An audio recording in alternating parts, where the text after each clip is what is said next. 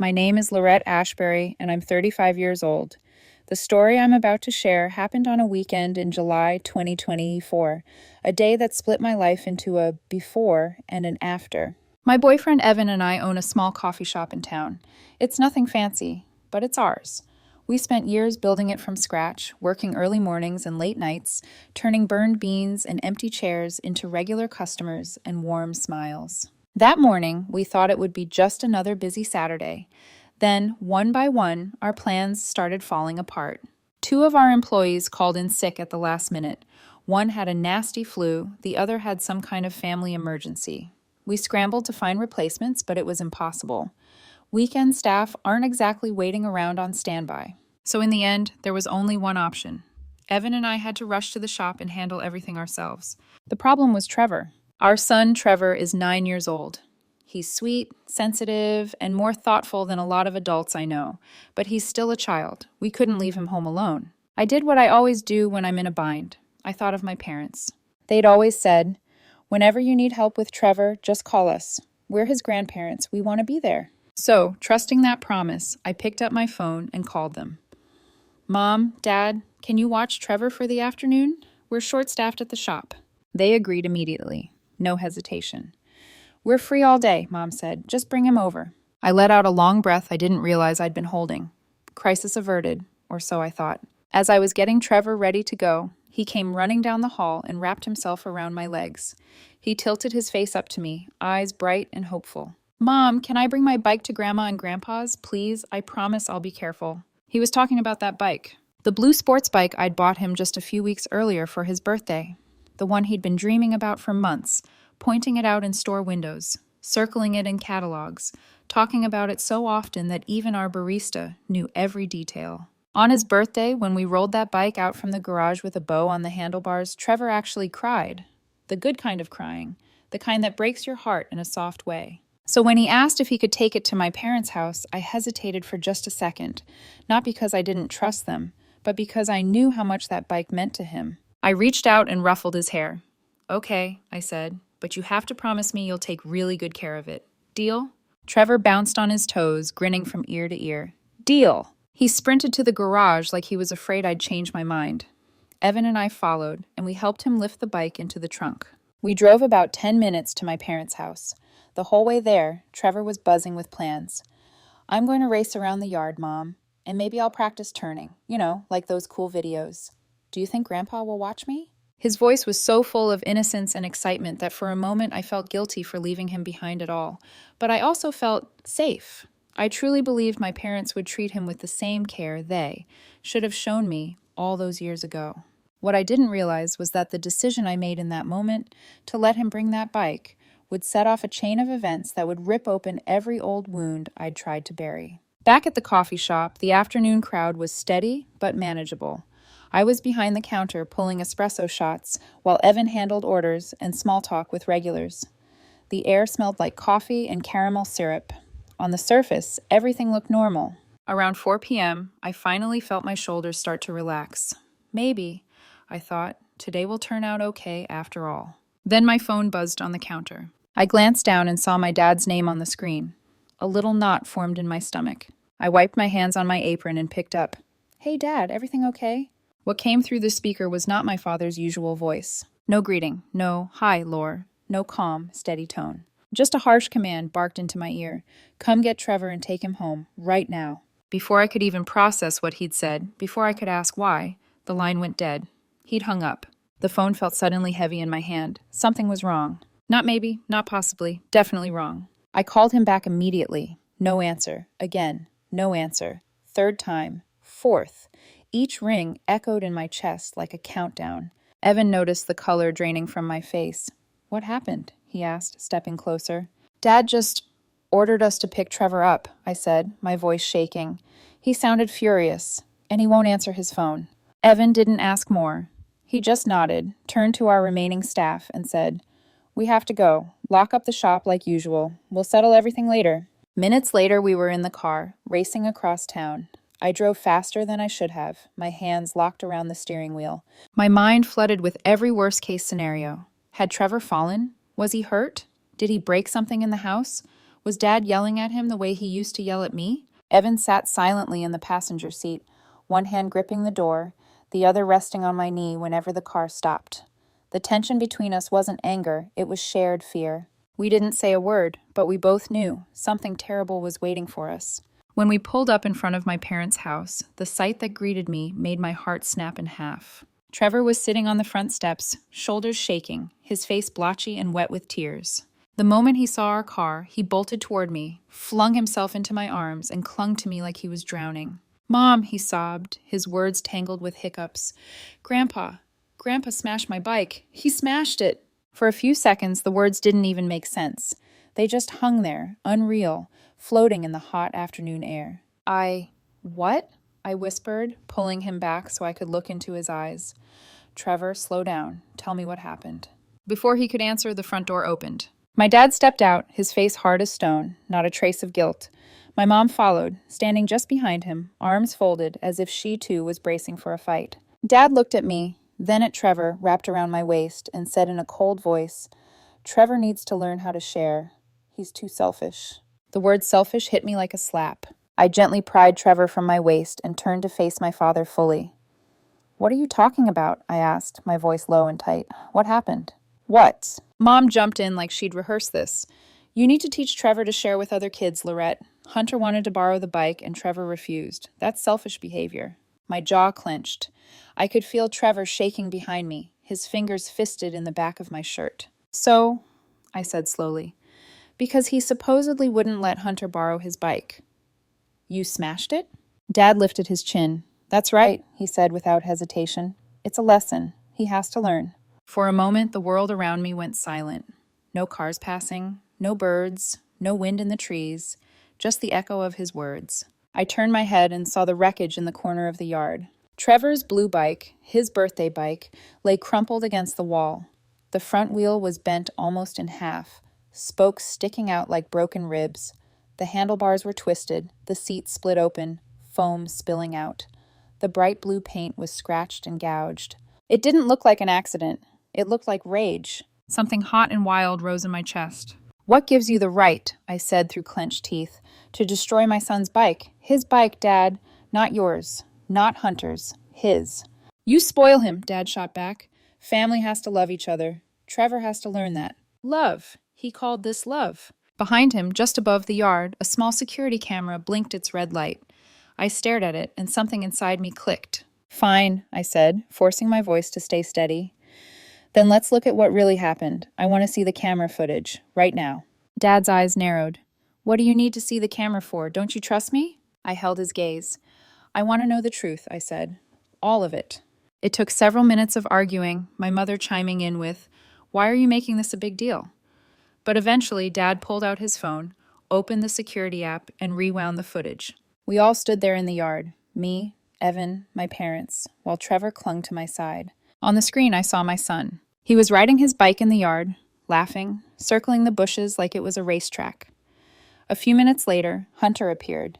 10 years old, taller than Trevor, brimming with restless energy. Hunter walked up, said something. I couldn't hear the audio, but I saw Trevor nod and hand him the bike. Trevor, handing him the bike. My son, the one they called selfish. Hunter immediately started doing wheelies, showing off, trying reckless tricks. Then he lost control. The bike slammed to the ground.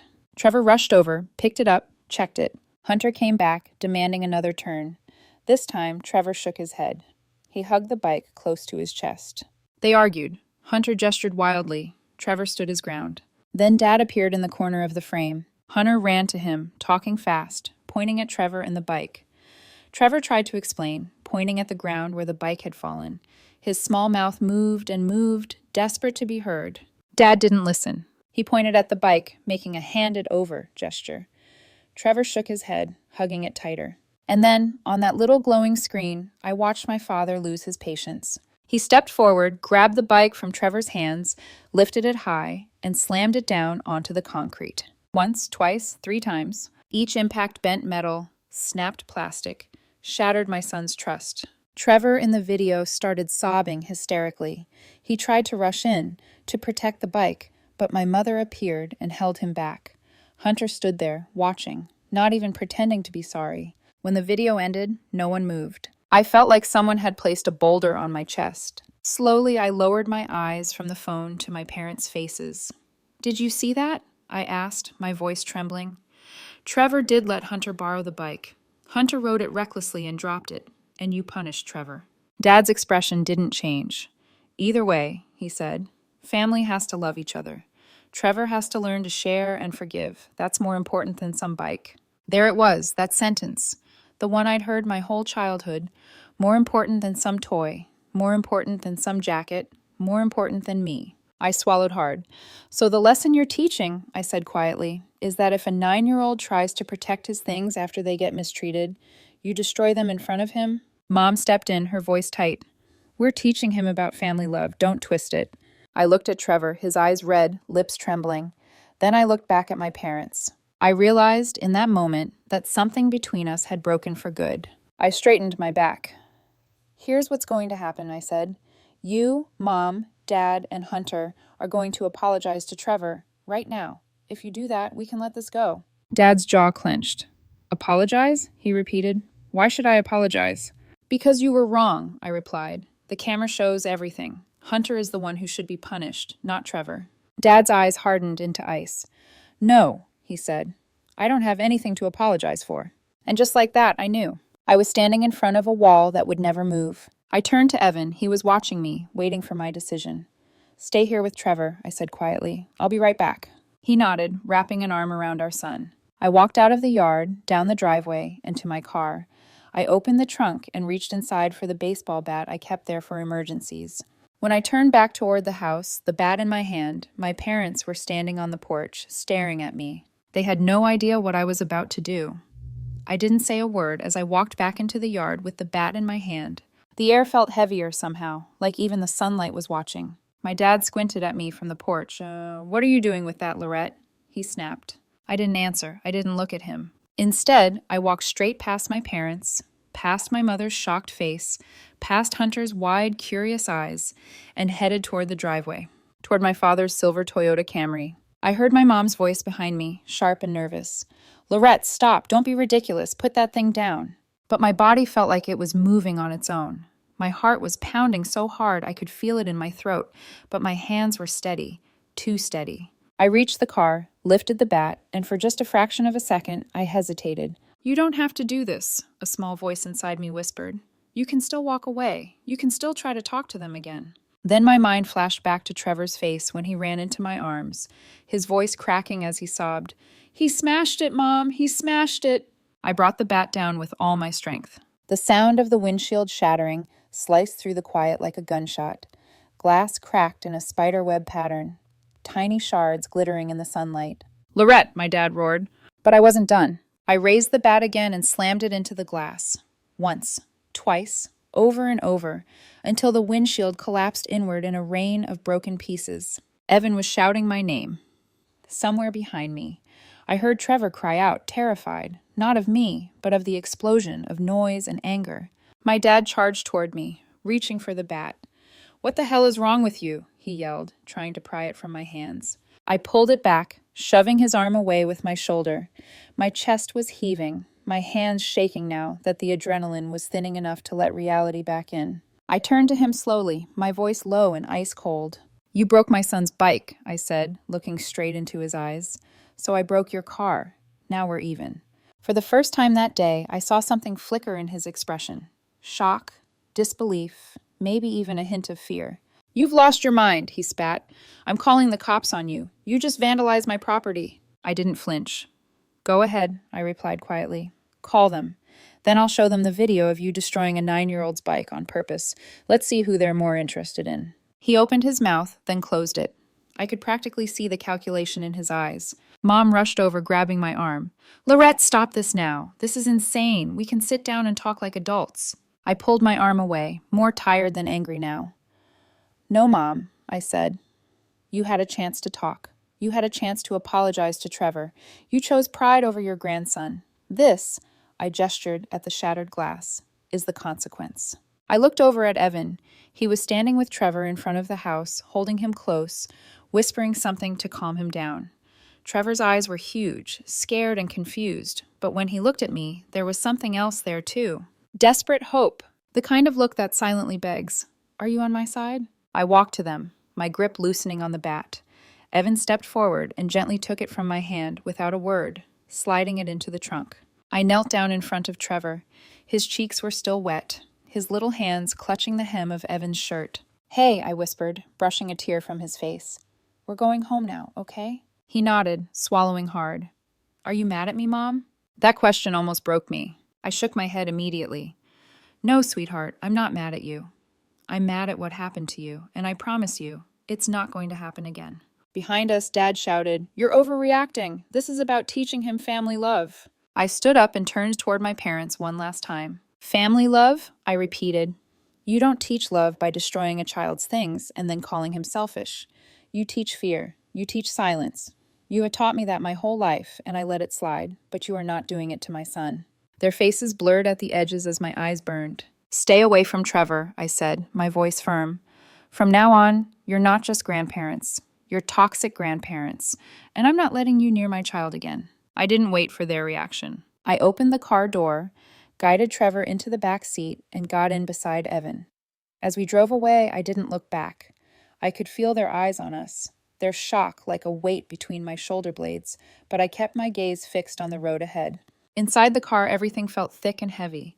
The silence wasn't peaceful, it was suffocating. Evan drove with both hands on the wheel, jaw clenched. Trevor stared out the window, his reflection pale and small in the glass. My hands were trembling in my lap. I stared down at them, half expecting to see someone else's fingers there, someone more ruthless, someone capable of smashing glass without hesitation. What did I just do? The images looped in my mind. The bike crumpling under my father's hands, the windshield exploding under mine. It felt like some twisted mirror. About 10 minutes into the drive, Evan finally spoke. His voice was gentle, but there was steel underneath. "I'm with you," he said quietly. "You did what you had to do. You protected our son."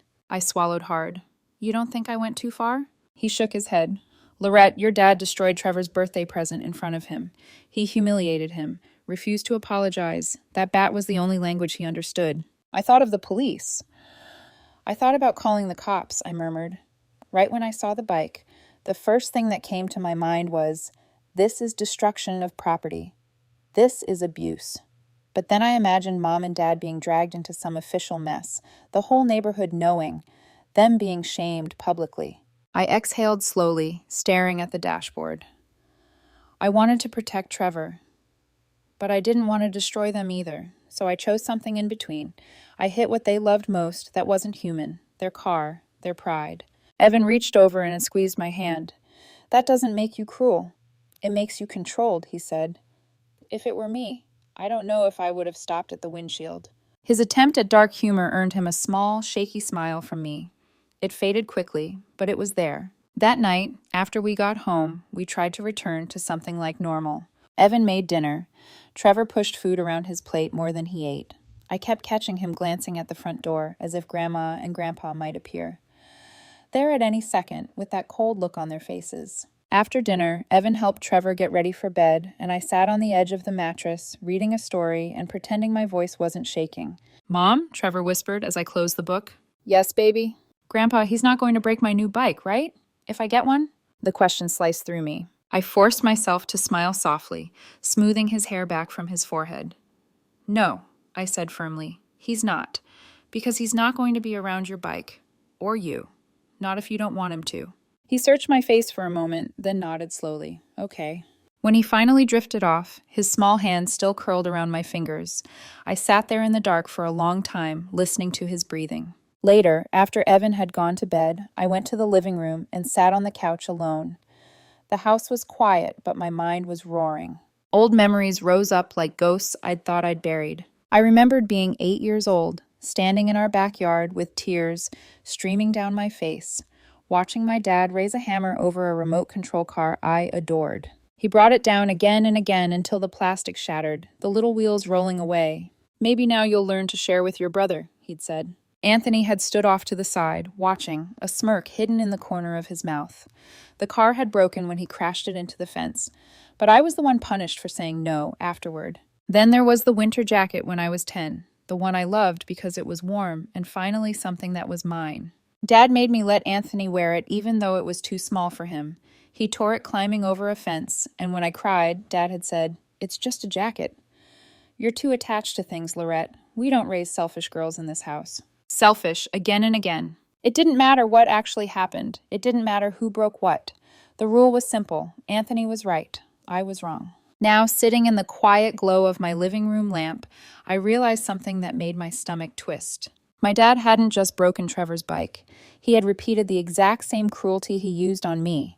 And if I hadn't stopped it today, he would have taught my son the same lesson. If you don't give everything up for your family, they have the right to destroy what you love. I wiped my eyes with the back of my hand. "I'm done," I whispered to the empty room. "I'm done being the child they walk all over. I'm Trevor's mother now. I answer to him first." And that was the night I quietly decided. If I had to choose between being the obedient daughter and the fierce mother, I would choose my son every single time. The next morning, just when I thought things might finally calm down, the doorbell rang. It wasn't a polite little ding. It was the kind of aggressive, rapid doorbell push you only hear when someone's already angry before you even open the door. I knew instantly who it was. I opened the door, and there he stood. My brother, Anthony. Arms stiff, jaw locked, eyebrows pulled into that familiar scowl he always wore when he thought he was absolutely, unquestionably right. He brushed past me without waiting for an invitation, the way he had done our entire childhood. "What the hell did you do to Mom and Dad?" he demanded, spinning around to face me. I closed the door behind us and leaned on it calmly. "I protected my son," I replied. Anthony scoffed. "Dad called me last night, said you smashed his car windshield with a baseball bat. Are you insane?" The irony was so thick I had to laugh a little. "You're asking me if I'm insane?" I asked. "After he smashed Trevor's bike?" Anthony waved that off like it was a trivial detail. "Oh, come on. Hunter's just a kid. Kids break things. That's normal. You're blowing this way out of proportion." I stepped closer, my voice tightening. "Breaking by accident is normal. Destroying a child's bike out of anger is not." He crossed his arms. "Dad was teaching Trevor about sharing. You should know better than anyone how important that lesson is." Something hot flared in my chest. "Oh, I know exactly how important sharing was in this family," I said. "It meant I had to hand everything over to you, and you never had to give anything back." Anthony blinked like I'd slapped him. Then he scoffed. "You were the selfish one, Lorette. You always were." That word again. Selfish. The one my father carved into me my whole childhood. And hearing it come out of my brother's mouth, so casually, so dismissively, felt like being 8 years old again, watching my favorite toy being smashed, while everyone told me it was my fault. I took a deep breath. "Get out," I said. Anthony's eyebrows shot up. "What?" "I said get out of my house." He let out a mocking laugh. "You're really picking this stupid bike thing over your family?" I stepped closer, looking him dead in the eyes. "I'm picking my son over people who hurt him. If that makes you uncomfortable, that's your problem." His face twisted in disbelief, but behind that expression, I saw it, the realization that the little sister he grew up bullying into silence wasn't here anymore.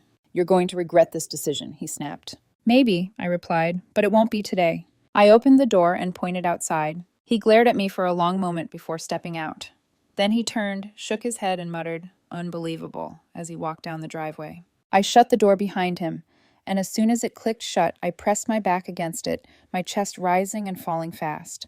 Not from fear, but from the unfamiliar sensation of finally standing up for myself. It took a long moment before my hands stopped trembling. Weeks later, life didn't go back to normal, not really, but we found a new rhythm. I bought Trevor a new bike, one even nicer than the first. He thanked me with a quiet smile, but there was a wariness behind his eyes that hadn't been there before. He rode it tentatively at first, glancing over his shoulder often, as if expecting someone to rush in and rip it away from him. I spent more time outside with him, walking beside the bike path, holding his hand, telling him he was safe. Evan took him on backyard adventures, played catch, read stories with extra funny voices to make him laugh again. We were trying to rebuild something in him that didn't break overnight. At night, I would sometimes find Trevor checking the garage twice before bed, making sure his new bike was locked, standing upright, untouched. Childhood shouldn't include double-checking the safety of your possessions before sleep. The thought tightened something inside me every time. Trevor had slowly become more cautious around older people, teachers, neighbors, even friendly strangers. He held my hand tighter, stayed close to Evan, avoided eye contact. Once, at the supermarket, we passed an older man with a similar build to my father. Trevor froze. His small hand clamped around mine so tightly it hurt. He tugged at me, whispering, "Mom, let's go. Please." His voice was trembling. I crouched down immediately, holding him close as his breath sped up. "It's okay," I whispered. "That's not Grandpa. You're safe. I'm right here." He nodded, but I could feel his little body shaking. That was when I truly understood. My dad hadn't just broken a bike. He'd broken trust, security, safety, things that take years to build in a child. Evan and I decided to give Trevor room to heal. We didn't bring up my parents. We didn't ask if he wanted to visit them. We didn't force conversations he wasn't ready for. And slowly, very slowly, the spark in him began to return. But even then, certain shadows remained. Whenever Evan or I talked too loudly, Trevor would flinch. He'd whisper sorry automatically, even when he'd done nothing wrong. And whenever someone suggested borrowing a toy or sharing something of his, he'd look to us first, like he needed permission to protect what belonged to him. Like the right to say no was something fragile, a thing that adults could punish him for. I hated that. I hated that so much. We had settled into a quiet, peaceful routine. Evan and I were closer than before. Trevor laughed more freely again. Our home felt safe. But there was always a quiet, unspoken fear that one day, something or someone would disturb that fragile peace. And deep down, I knew exactly who that someone would be. My parents. I didn't know when, I didn't know how, but I felt it coming like a storm forming behind the mountains. Because the thing about people like my parents is this: they never think they did anything wrong, and they never stay away forever. A full year passed without a single word from my parents. No calls, no texts, no birthday cards for Trevor, no holiday greetings. Nothing. The silence was so total, so cleanly cut, that sometimes I wondered if they'd erased us from their lives just as thoroughly as we had erased them. At first, the quiet felt like freedom. But as months passed, it also began to feel like a wound that looked healed on the surface but still bled underneath. Trevor healed slowly, piece by fragile piece. He still didn't like being around older adults, but he laughed more, he slept through the night, and for a while that was enough. Then, one Saturday afternoon, the doorbell rang. A single chime, not hurried, not aggressive like Anthony's, just a ring. Evan was in the living room folding laundry. Trevor was coloring at the coffee table. I was cutting fruit in the kitchen. When that chime echoed through the house, something cold slid down my spine. I wiped my hands on a towel, walked toward the door, and the closer I got, the more certain I became of who was waiting on the other side. I opened the door. My parents were standing on the porch. My mother was holding something, a brand new blue sports bike, just like Trevor's original one, down to the last sticker. My father stood beside her, hands clasped together, arms stiff, face pale, but eyes softer than I'd ever seen them. For a moment, no one said anything.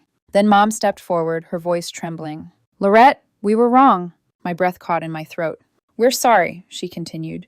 "We hurt Trevor. We didn't see it at the time, but we've been thinking, and we want to make things right." My father swallowed hard. His voice was low when he spoke. "I let my anger get the better of me. I should have handled things differently. I'm sorry." Hearing the words I'd begged for a year ago didn't feel good. They felt late, exhaustingly, painfully late. Instead of relief, anger rose in my chest like a tide. "Do you know," I said slowly, "it took Trevor weeks to sleep without waking up crying?" Mom's eyes instantly filled with tears. No, we didn't know."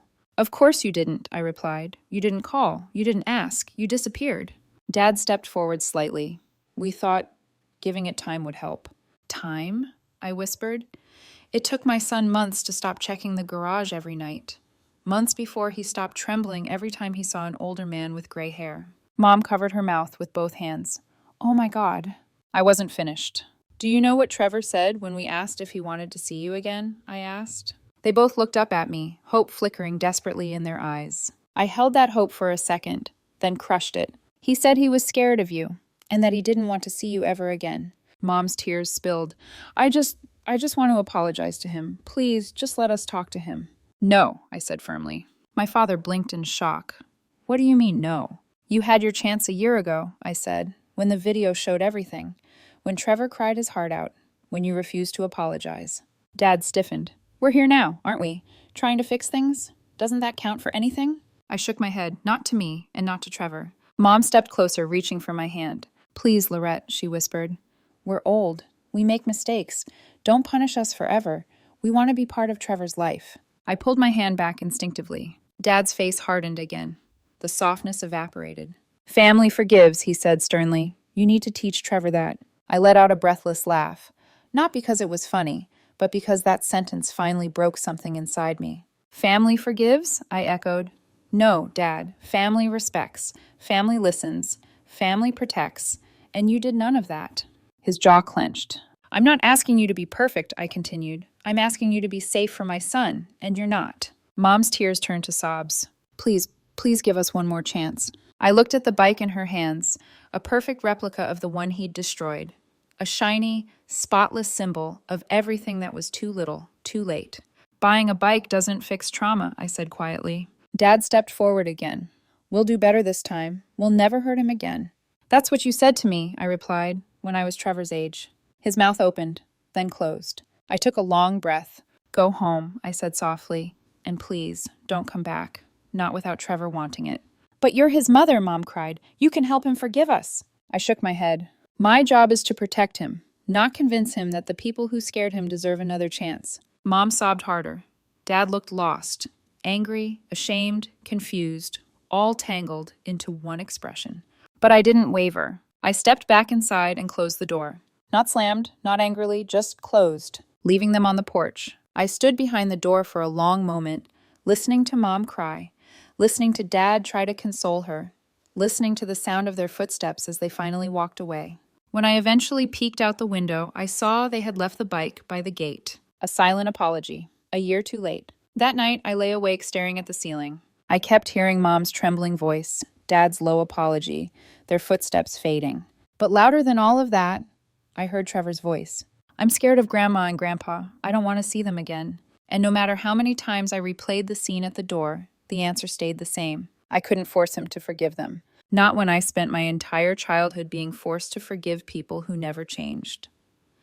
The next morning, sunlight spilled through the kitchen window, warm and gentle, but I felt cold inside. I kept replaying everything from the day before, my mother's trembling voice, my father's stiff apology, the new bike abandoned at the gate. And through all of that noise, Trevor's little voice echoed, I don't want to see them, I'm scared.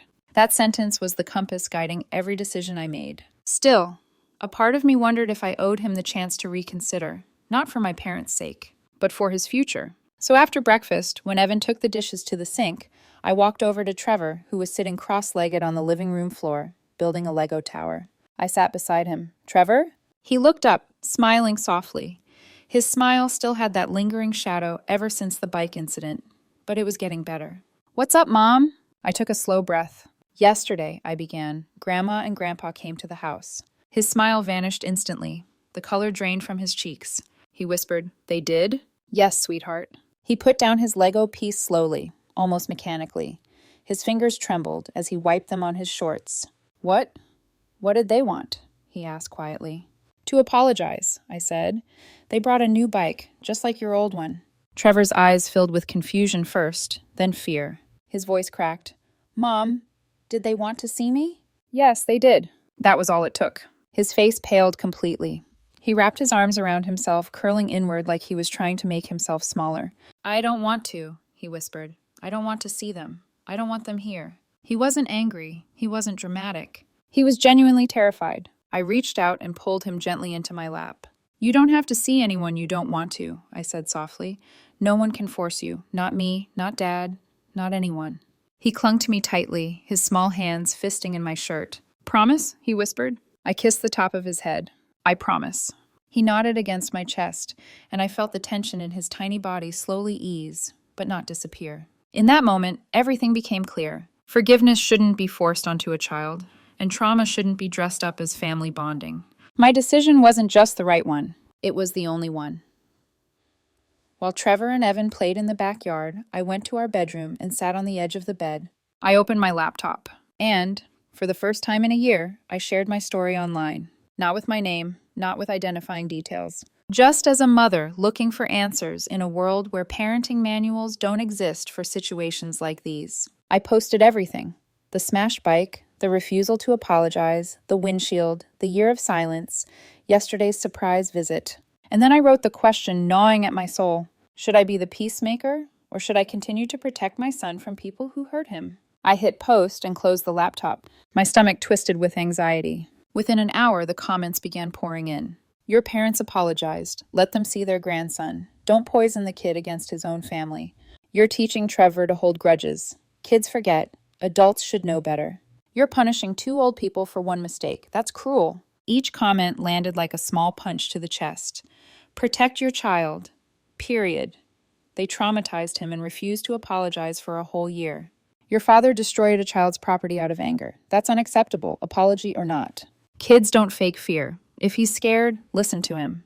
Being related doesn't automatically make someone safe. Those comments felt like oxygen. Maybe wait until Trevor is older. Let him decide when or if he wants to reconnect.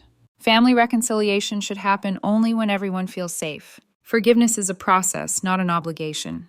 And as I read through hundreds of replies, every opinion, every perspective, something inside me settled.